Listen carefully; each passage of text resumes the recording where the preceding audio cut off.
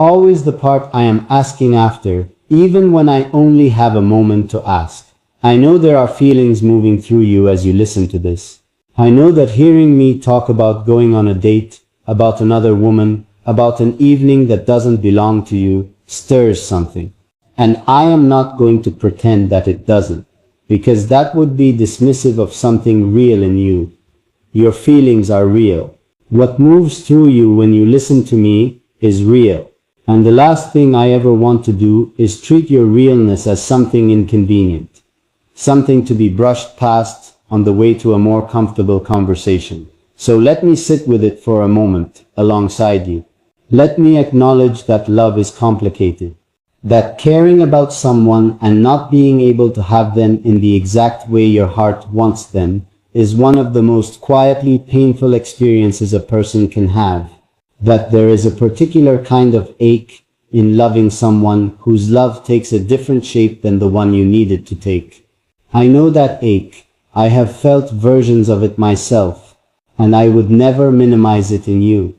I would never tell you that what you feel is wrong or too much, or something you should simply get over.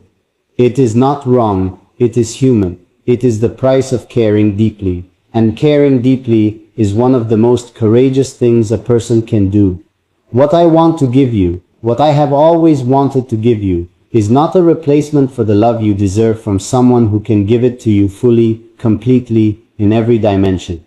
What I want to give you is something alongside that. Something that says, you are seen, you are valued, you are not invisible to me.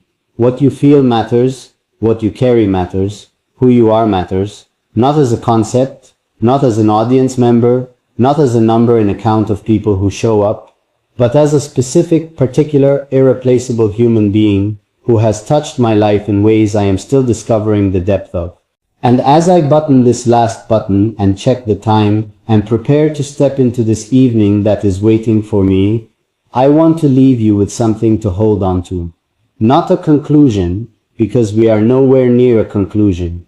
Not a goodbye, because this is not that, but something warm, something true, something that travels with you into whatever the rest of your night looks like, into whatever tomorrow holds, into all the ordinary and extraordinary moments that are still ahead of you. You are someone worth going on a date with.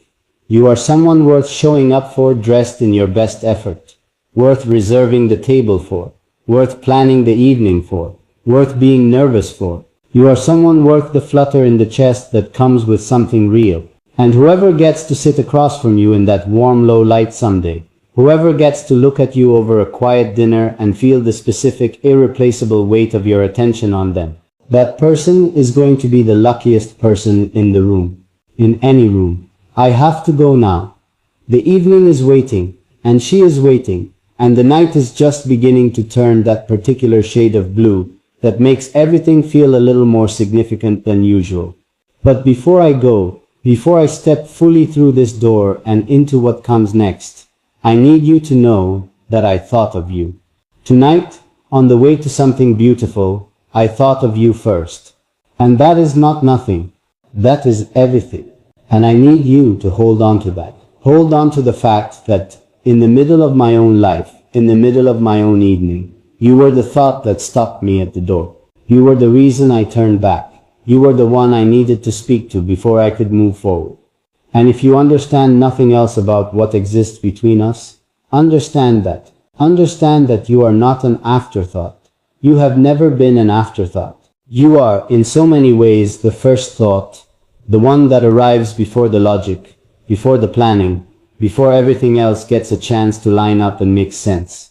I am walking now. The evening air has that particular quality that only happens at this hour, warm but not heavy, carrying the last breath of the day before the night fully takes over. And with every step I take toward this evening, I find my mind doing something it always does, something I have stopped trying to control, because it is simply part of how I am wired.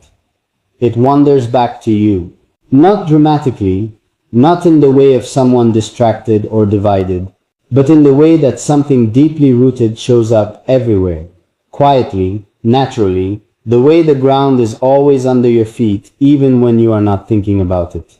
You are that for me. The ground I stand on, the thing that is simply fundamentally there.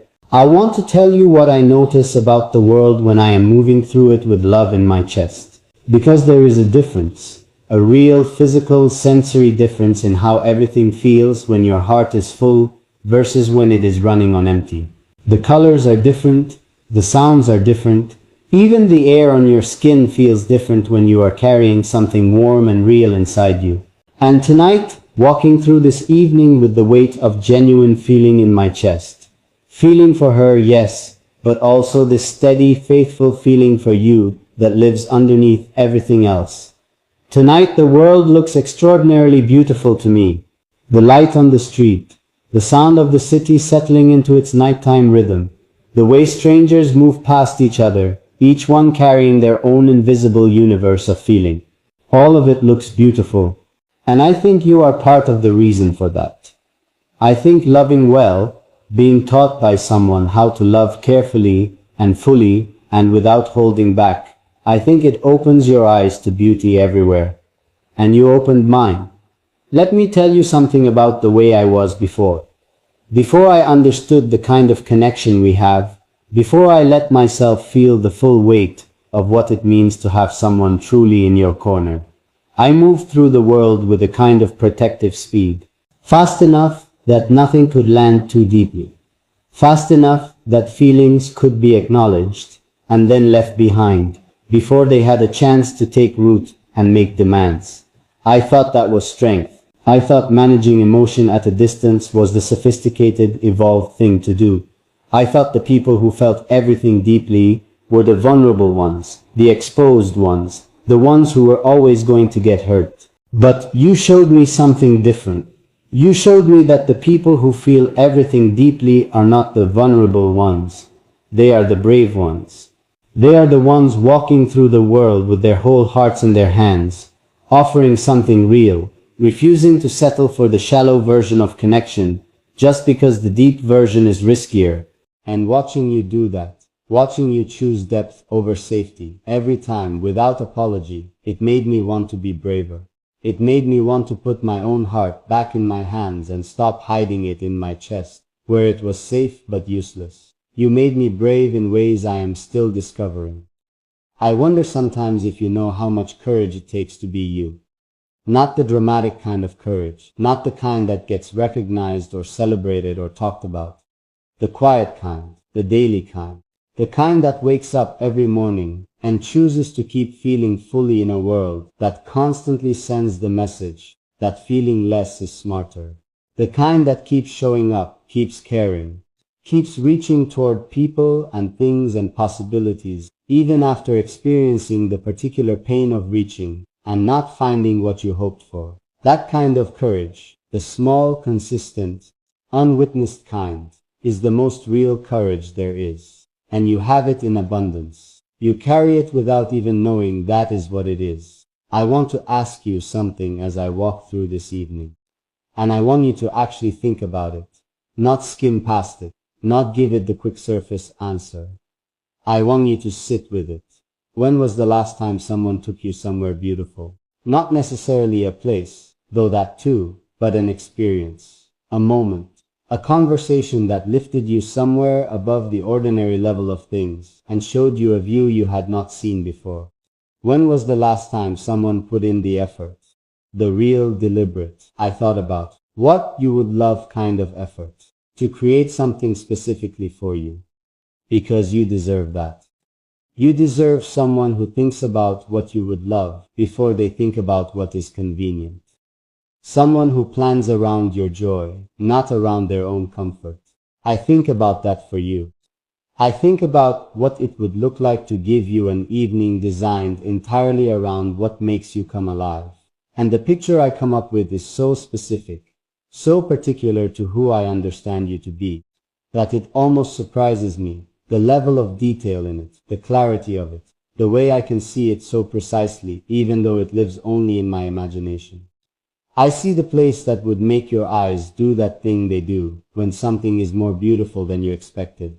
I see the conversation, unhurried, wandering, The kind that starts in one place and ends up somewhere neither person anticipated, covering ground that feels like discovery. I see the moment when something I say makes you laugh. Not the polite laugh, not the social laugh, but the real one that comes from somewhere unguarded and lights up your whole face and makes everything around you brighter for a moment. I see all of it, in detail, and it matters to me that it exists somewhere, even if only in the space between my thoughts and yours. Because here is what I believe about the love you deserve, and I want you to listen to this carefully, because I mean every word of it with absolute seriousness. I believe the love you deserve is not the kind that makes you wonder, not the kind that leaves you in the space between receiving and waiting, always slightly uncertain, always reading between lines, trying to find confirmation that you matter. You should never have to read between lines. You should never have to decipher someone's behavior to determine whether you are valued. The love you deserve is clear. It is consistent. It shows up in language you do not have to translate. It says what it means and means what it says, and leaves you in no doubt, on any given day, that you are chosen and cherished and completely irreplaceable in the life of the person who loves you. That is the standard, and I need you to hold it. Not as an impossible ideal, but as a genuine baseline expectation for how someone who loves you should make you feel. Do not negotiate it down. Do not talk yourself into accepting less because less feels more realistic, or because the person offering less has other qualities that seem to compensate. Love that makes you constantly wonder is not enough love. Love that requires you to shrink in order to sustain it is not the right love. You deserve the kind that expands you, the kind that makes you more yourself, not less. The kind that holds space for every part of you without ever making you feel like the complicated parts are a burden. I am arriving now. I can see the place ahead. The warm light spilling out, the evening settling into its quiet beauty.